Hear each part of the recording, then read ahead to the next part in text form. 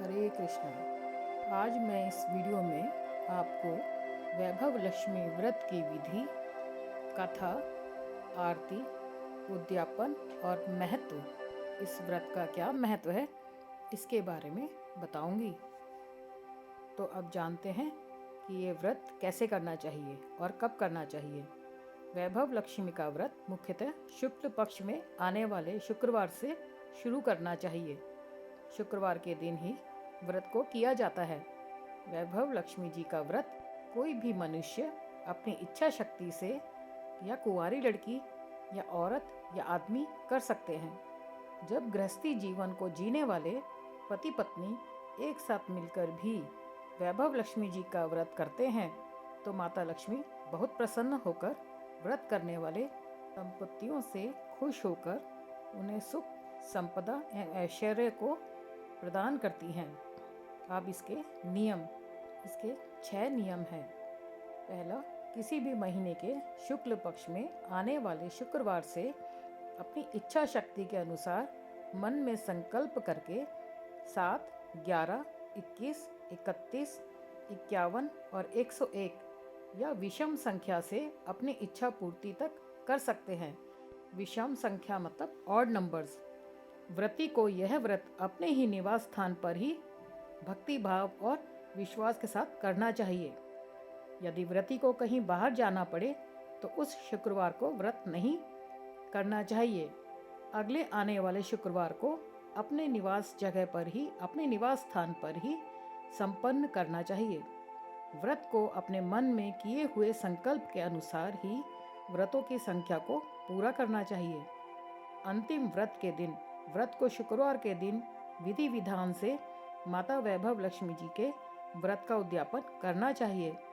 उद्यापन वाले दिन 7 कन्याओं को अपने घर खाना खिलाना चाहिए और कन्याओं का आशीर्वाद लेकर उन्हें कुछ भेंट स्वरूप वस्त्र और मिष्ठान देने चाहिए।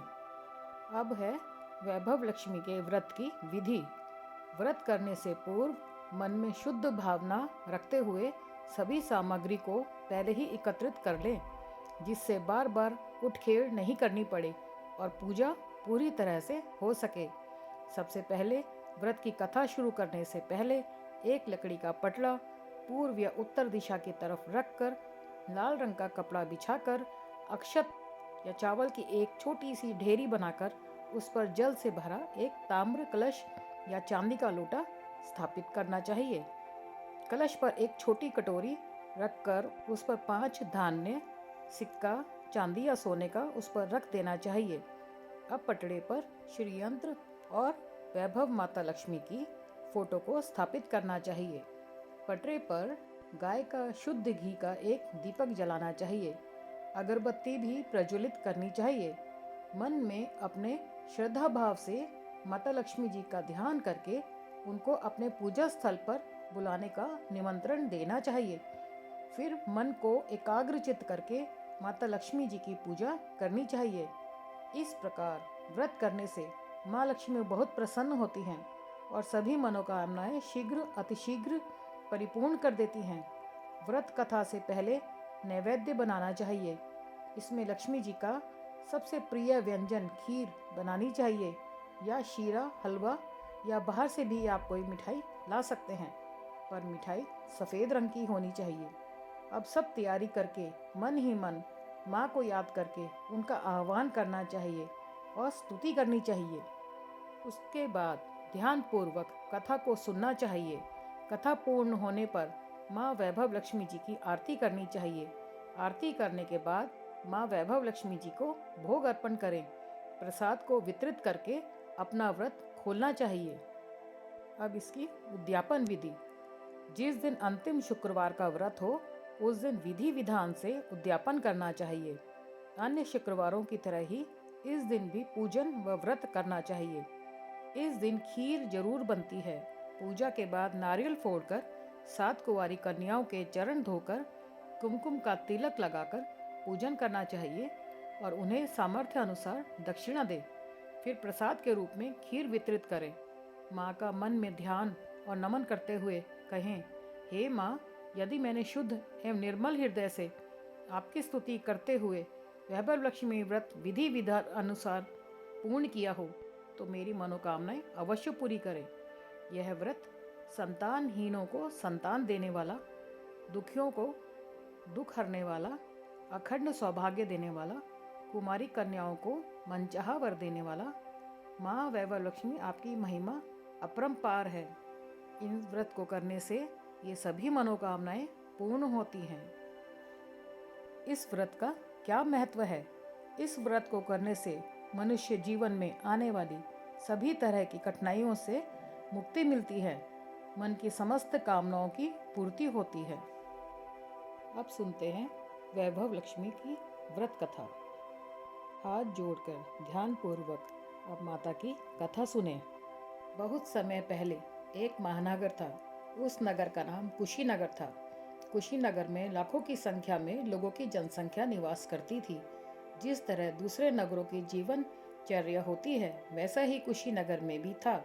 यानी अच्छाई बहुत ही कम, बुराई बहुत ज़्यादा, पुण्य बहुत ही कम, पाप अधिक में था। कुशीनगर में हरिवंश नाम का एक सद्गृहस्थ अपनी पत्नी दामिनी के साथ सुख संपन्न जीवन को चला रहा था। हरिवंश एवं उसकी पत्नी दामिनी भलाई करने वाले और जितना मिले उसमें ही संतुष्ट मिजाज वाले थे। धार्मिक कार्यों में उन दोनों की बहुत ही श्रद्धा व विश्वास रखते थे। दुनियादारी से उनका कोई विशेष मतलब नहीं था। अपने आप में अपनी गृहस्थी का ही मतलब रखने वाले थे। पूर्वजों की वाणी के अनुसार संकट और मेहमान के आने का कोई भी निर्धारित समय नहीं होता है।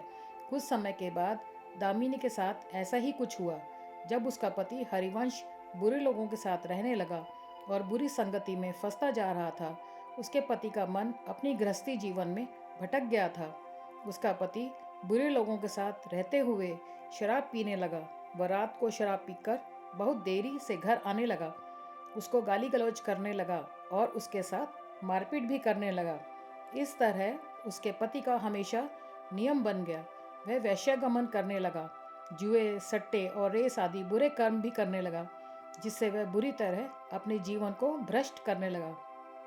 हरिवंश अधिक धन कमाने की इच्छा से उसकी बुद्धि भ्रष्ट हो गई और वह अनुचित कार्यों को करके अपने शौक को पूरा करने के गलत लोगों के साथ रहने लगा। उसको अच्छे बुरे का ज्ञान नहीं रहा। अपनी बुरी संगति के फलस्वरूप उसने अपने घर की सभी वस्तुओं को बेच दिया। अब उसके घर में बेचने के लिए कुछ भी नहीं बचा, जिसके कारण जो लोग पहले उसको मान सम्मान दिया करते थे, वही लोग उससे दूर होने लगे। कोई भी उसकी सहायता करने के लिए तैयार नहीं था। उसके हालात भूख के मारे भिखारी की तरह हो गए थे। लेकिन दामिनी बेहद ही संयमी, संस्कारी और आशा रखने वाली थी। भगवान पर उसकी पूर्ण श्रद्धा और विश्वास था। वह जानती थी कि यह सब अपने किए हुए पूर्व जन्म के कर्मों का फल है। दुख के बाद सुख अवश्य आता है। इसी आस्था से वह नित्य भगवान की भक्ति करती रही और प्रार्थना करती रही कि उसके दुखों को जल्दी दूर करके सुख प्राप्त होए। समय अपनी गति से चल रहा था। इस तरह समय बीतते बीतते एक दिन अकस्मात दोपहर के समय में उसके घर के दरवाजे पर किसी की आवाज़ सुनाई दी। आवाज़ को सुनकर दामिनी अपनी तंत्रा को तोड़कर उठी। उसे डर सताने लगा कि कोई मेहमान तो नहीं आ गया। उनका वह कैसे अतिथि सत्कार करेगी, क्योंकि उसके घर में खाने के लिए अन्न का एक दाना भी नहीं था जो अतिथि की सेवा में अर्पित करके उनका संतुष्ट कर सके। लेकिन वह संस्कारवान होने से उसका मन अतिथि सत्कार के लिए तैयार हो गई। वह उठकर उसने अपने घर का दरवाज़ा खोला। तो जैसे ही उसने अपने घर का दरवाज़ा खोला तो उसने देखा कि उसके सामने एक दिव्य पुरुष खड़ा था। उस दिव्य पुरुष के सफ़ेद घुंघराले बाल थे। उनका चेहरा उन बालों से ढका हुआ था। उस दिव्य पुरुष के चेहरे पर लहराती दाढ़ी व गेरुए रंग के कपड़ों को पहने हुए था। उसके चेहरे से एक चमकता हुआ तेज टपक रहा था। उसकी आंखों से ऐसा प्रतीत हो रहा था कि अमृत की वर्षा हो रही थी। उस दिव्य पुरुष को दामिनी ने देखकर बहुत ही ज्यादा सुख और शांति महसूस हो रही थी। वह उस दिव्य पुरुष को देखते ही समझ गई कि यह आया हुआ मेहमान कोई सिद्ध महात्मा है। फिर दामिनी के मन में अतिथि सत्कार की भावना तेज हो गई। वह उस महात्मा को सम्मान पूर्वक अपने घर में ले गई। जब दामिनी ने उसे अपने घर पर फटे हुए आसन पर बिठाया तो वह लज्जा के मारे जमीन में गड़ गई। उस तरह वह संत पुरुष दामिनी की ओर एकटक देखता रहा। अपने घर में जो कुछ भी बचा खुचा था वे दामिनी ने आतिथ्य सेवा में समर्पित कर दिया, पर उसने इस पर कोई ध्यान नहीं दिया। वह तो बस दामिनी को उसी तरह देख रहा था मानो उसे कुछ याद दिलाने की चेष्टा कर रहा था। अब दामिनी काफी देर तक कुछ ना बोली तो उसने कहा, पुत्री, मुझे पहचाना नहीं? उसका यह प्रश्न सुनकर दामिनी जैसे सोते से जागी और अत्यंत सकुचाते हुए मृदुल वाणी से बोली, महाराज, मेरी धृष्टता को माफ करें। जो आप जैसे दिव्य पुरुष को मैं पहचान कर भी नहीं पहचान पा रही हूँ। पारिवारिक कष्टों ने तो मेरे जैसे सोचने समझने की शक्ति ही छीन ली है। लेकिन यह निश्चित है कि संकट की इस घड़ी में मुझे आप जैसे साधु पुरुष का ही सहारा है। वह साधु के चरणों में गिरकर बोल उठी कि मैं आपके वचनों में फंस गई हूँ महाराज। स्नेह रूपी अमृत की वर्षा करने वाले अपने शुभ चिंतक को कोई कैसे भूल सकता है? भला वास्तव में वह साधु मंदिर की राह के मध्य में बनी अपनी कुटिया के बाहर वट वृक्ष के नीचे बैठा साधना किया करता था और मंदिर आने जाने वाले सभी श्रद्धालुओं से प्रणाम करके स्वयं को कृतार्थ अनुभव करते थे। दामिनी भी उन्हीं में से एक थी। जब पिछले काफी दिनों से उसने उसे मंदिर की ओर आते जाते नहीं देखा तो उसकी कुशल क्षेम जानने के लिए पूछताछ करता हुआ घर की ओर आ निकला। दामिनी अभी अपनी सोचों में ही डूबी हुई थी कि साधु महाराज ने मौन भंग किया। कहा, क्या कारण है पुत्री, तू आजकल मंदिर आती जाती नहीं? तुझे जो कोई भी कष्ट है मुझे बता, शायद मैं तेरी कुछ मदद कर सकूं। व्यक्ति दुखों के बोझ तले दबा हो तो ऐसे में सहानुभूति के दो बोल ही काफी होते हैं। दामिनी भी अपने आप पर संयम न रख पाई और बिलखते बिलखते रोते हुए कहने लगी। तभी वह साधु वात्सल्य पूर्वक स्वर में बोला, मन छोटा करने से समस्या हल नहीं होगी। सुख दुख तो एक गाड़ी के दो पहिए के समान है, जिनका आना जाना तो जिंदगी भर लगा रहता है। अपना दुख किसी को बता देने से मन हल्का हो जाता है। कुछ देर चुप रहने के बाद दामिनी ने बोलना शुरू किया, महाराज, सर्व सुखों से भरपूर था मेरा घर। कण कण में खुशियों का नृत्य होता था। पति भी नेक और ईमानदार था। सादा जीवन उच्च विचार की आधारशिला पर टिकी थी हमारी गृहस्थी। रुपये पैसे की कोई कमी नहीं थी। सुबह शाम घर में ईश वंदना होती थी। लेकिन अचानक न जाने किसकी बुरी नज़र लग गई। हमारा भाग्य हमसे रूठ गया। मेरे पति कुसंगति में फंसकर अपना सब कुछ गंवा बैठे। अब तो लगता है जैसे साया भी साथ छोड़कर जाने को तैयार बैठा है। भिखारियों से भी बदतर हालत हो गई है। दामिनी की दुख भरी दास्ता व करुण दुख को सुनकर साधु महात्मा का हृदय हाहाकार कर उठा। वे द्रवित स्वर में बोले कि पुत्री, कर्म का लिखा हुआ तो सबको अपने जीवन काल में भोगना ही पड़ता है। तुम्हारे दुखों व कष्टों का भी पूर्व जन्म के कर्मों से रिश्ता है।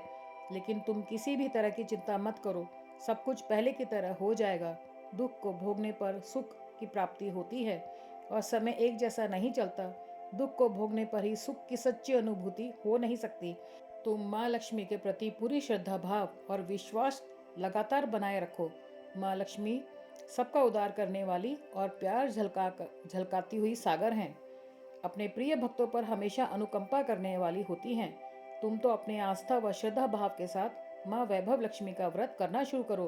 तुम्हारी श्रद्धा और विश्वास आखिर में अवश्य रंग लाएगी। दामिनी एक समझदार व ज्ञानवती संस्कारी औरत थी। वह धर्म कर्म में विशेष विश्वास व आस्था रखने वाली थी। माँ वैभव लक्ष्मी के व्रत की बात सुनकर उसका चेहरा दमक उठा। महाराज, यदि इस व्रत को करने से मेरे परिवार पर आई मुश्किलें दूर हो सकती हैं तो इस व्रत को मैं जरूर करूंगी। आप कृपया करके मुझे इस व्रत को कैसे किया जाता है, किस दिन से शुरू किया जाता है और इस व्रत की विधि पूरी मुझे बताइए। साधु महात्मा दामिनी की श्रद्धा भाव एवं भक्ति भाव को देखकर खुश होकर बोले, पुत्री, पूरे संसार का कल्याण करने वाली माँ वैभव लक्ष्मी के व्रत की विधि मैं जन कल्याणार्थ तुम्हें बता रहा हूँ, जो कि तुम अपने मन को एक जगह पर स्थिर करके ध्यान पूर्वक सुनो। माँ वैभव लक्ष्मी व्रत को हर एक शुक्रवार को कर सकते हैं। सबसे पहले व्रत करने वाले व्रती को अपने मन में ईश्वर को साक्षी मानकर अपनी इच्छा के अनुसार व्रत करने का संकल्प करना होता है। किसी भी माह के शुक्ल पक्ष के शुक्रवार से यह व्रत करना चाहिए। अपनी इच्छा पूर्ति तक वह अपने मन में किए संकल्प के आधार पर व्रत को पूरा करना चाहिए। माता वैभव लक्ष्मी को मन ही मन में प्रणाम करने के बाद व्रत को करना चाहिए। व्रत के दिन प्रातःकाल जल्दी उठकर अपने दैनिक कार्य को पूरा करते हुए स्नान आदि से निवृत्त होकर साफ सुथरे कपड़ों को पहनना चाहिए। उसके बाद पूर्व दिशा की ओर मुंह करके अपने बिछावन पर बैठना चाहिए और फिर एक लकड़ी का पटरा लेकर उस पर लाल रंग का कपड़ा बिछाकर ऊपर अक्षत या चावल की एक ढेरी को बनाकर उस पर पानी से भरा हुआ तांबे का कलश स्थापित करना चाहिए। उस तांबे के कलश पर एक छोटी कटोरी लेकर उस कलश के ऊपर रखकर ढक देना चाहिए। उस कटोरी में कोई भी चांदी या स्वर्ण या आभूषण या सिक्के रखना चाहिए। यदि चांदी या सोने की वस्तुएं नहीं हो तो कोई धातु या रुपये को रख दें।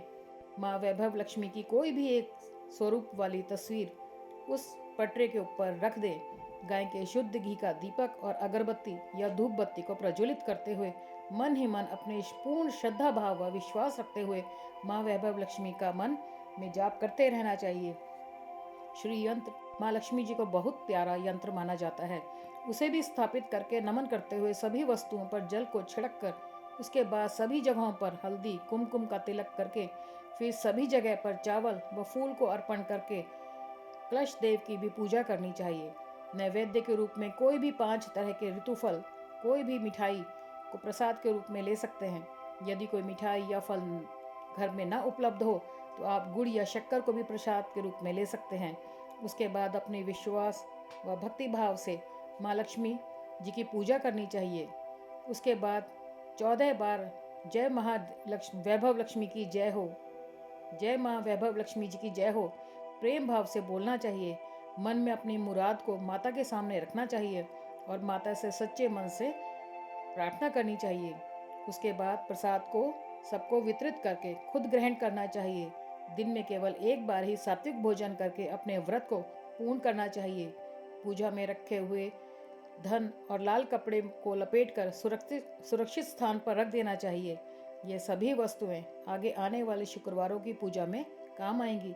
कलश से भरा जल तुलसी जी के पौधे को अर्पण कर दें और चावल को पक्षियों को आहार के रूप में डाल दें। ऐसा शास्त्रोक्त विधि के व्रत करने वालों को जल्दी ही फल प्राप्ति होती है। साधु महाराज के मुखारविंद से ये वृतांत सुनकर दामिनी प्रफुल्लित हो उठी।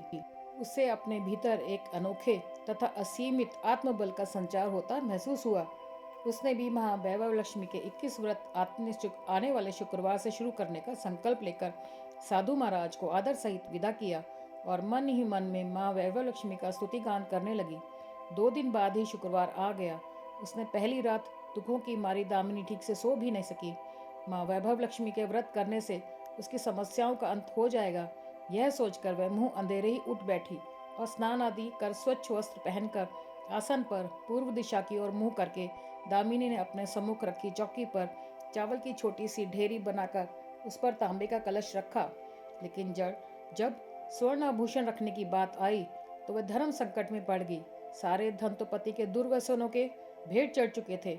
विवाहित स्त्री थी सो मंगलसूत्र भी उतार नहीं सकती थी और कोई गहना था ही नहीं। तभी उसे उन नन्ही पायलों का स्मरण हो आया जो उसने अपनी आने वाली संतान के लिए बनवाकर रख छोड़ी थी और पति की निगाहों से उन्हें बचा रखा था। उसने झटपट वह पायलें निकाली और गंगा जल से धोकर उन्हें शुद्ध करके कलश पर रखी, कटोरी में डाल दी। डब्बे की तली में बची खुची शक्कर निकालकर उसने प्रसाद के रूप में रखा और साधु के अनुसार व्रत किया। सर्वप्रथम उसने अपने पति को प्रसाद खिलाया और आने वाला सप्ताह बड़ी ही हंसी खुशी से बीत गया। बात बात पर झल्लाने उठने वाला पति अपेक्षाकृत शांत एवं संयम रहने लगा। कोई मारपीट या क्लेश घर में नहीं हुआ। इसे दामिनी ने माँ वैभव लक्ष्मी का चमत्कार समझ और मन ही मन उन्हें प्रणाम किया। माँ वैभव लक्ष्मी के प्रति उसकी आस्था और भी बलवती होती चली गई। अब उसका पति कुसंगतियों से दूर रहने लगा। वह सुधर गया और बहुत ही शांति प्रिय तरीके से रहने लगा घर के अंदर। यह सब माँ वैभव लक्ष्मी के चमत्कार और दामिनी की आस्था तथा विश्वास का परिणाम था। 21वें शुक्रवार को व्रत का उद्यापन करना था। साधु महाराज के वचन अब भी मानो दामिनी के कानों में गूंज रहे थे। उसकी बताई विधि के अनुसार ही दामिनी ने विधि विधान से उद्यापन किया। 7 कुमारी कन्याओं को भोजन कराकर दक्षिणा दी। आसपास की सौभाग्यवती स्त्रियों में प्रसाद वितरित किया। माँ वैभव लक्ष्मी के इस स्वरूप को प्रणाम किया और कहा, आपकी महिमा निराली है माँ। आपने मेरे सारे दुख हर लिए, मेरी सभी मनोकामनाएं पूर्ण कर दी। मेरा उजड़ा घर फिर से बस गया। मेरी ये नया जीवन आप ही की देन है माँ। मैं आजीवन आपकी पूजा अर्चना करूंगी और दूसरों को भी आपकी महिमा से अवगत कराकर वैभव लक्ष्मी के व्रत रखने के लिए प्रेरित करूंगी। वैभव लक्ष्मी के व्रत को करने से मनुष्य के जीवन में आने वाली सभी तरह की कठिनाइयों से मुक्ति मिल जाती है। व्रत को करने से मन की समस्त कामनाओं की पूर्ति होती है। व्रत करने वालों को धन संपत्ति और समृद्धि की प्राप्ति होती है। पारिवारिक जीवन में आ रही कठिनाइयों और बाधाओं से छुटकारा मिलता है। दाम्पत्य जीवन का सुख प्राप्त होता है। किसी की भी शादी में देरी या नहीं हो रही हो तो उनको यह व्रत जरूर करना चाहिए, जिससे व्रत के प्रभाव स्वरूप अवश्य उसकी शादी हो जाती है। यह व्रत संतानहीनों को संतान देने वाला, दुखियों का दुख हरने वाला, अखंड सौभाग्य देने वाला, कुमारी कन्याओं को मनचाहा वर देने वाला है। माँ वैभव लक्ष्मी आपकी महिमा अपरंपार है। बोलो माँ वैभव लक्ष्मी की जय। अब सुनते हैं लक्ष्मी माता जी की आरती। ओम जय लक्ष्मी माता मैया, जय लक्ष्मी माता, तुमको निश दिन सेवक, मैया जी को निश दिन सेवक, हरि विष्णु विधाता। ओम जय लक्ष्मी माता, उमा रमा ब्रह्माणी, तुम ही जग माता, मैया तुम ही जग माता।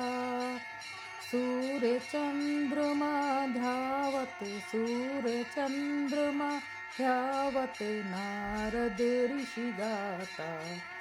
ओम जय लक्ष्मी माता, जय लक्ष्मी माता, मैया जय लक्ष्मी माता, तुमको निश दिन सेवक, मैया जी को निश दिन सेवक, हरि विष्णु विधाता। ओम जय लक्ष्मी माता, दुर्गा रूप निरंजनी, सुख संपत्ति दाता, मैया सुख संपत्ति दाता। जो कोई तुमको ध्याता, जो कोई तुमको ध्यावत, रिद्धि सिद्धि पाता। ओम जय लक्ष्मी माता, जय लक्ष्मी माता, मैया जय लक्ष्मी माता, तुमको निश दिन सेवक, मैया जी को निश दिन सेवक, हरि विष्णु विधाता। ओम जय लक्ष्मी माता, तुम पाताल निवासिनी, तुम शुभ फल दाता, मैया तुम शुभ फल दाता। कर्म प्रभाव प्रकाशिनी, कर्म प्रभाव प्रकाशिनी, भवनिधि की त्राता।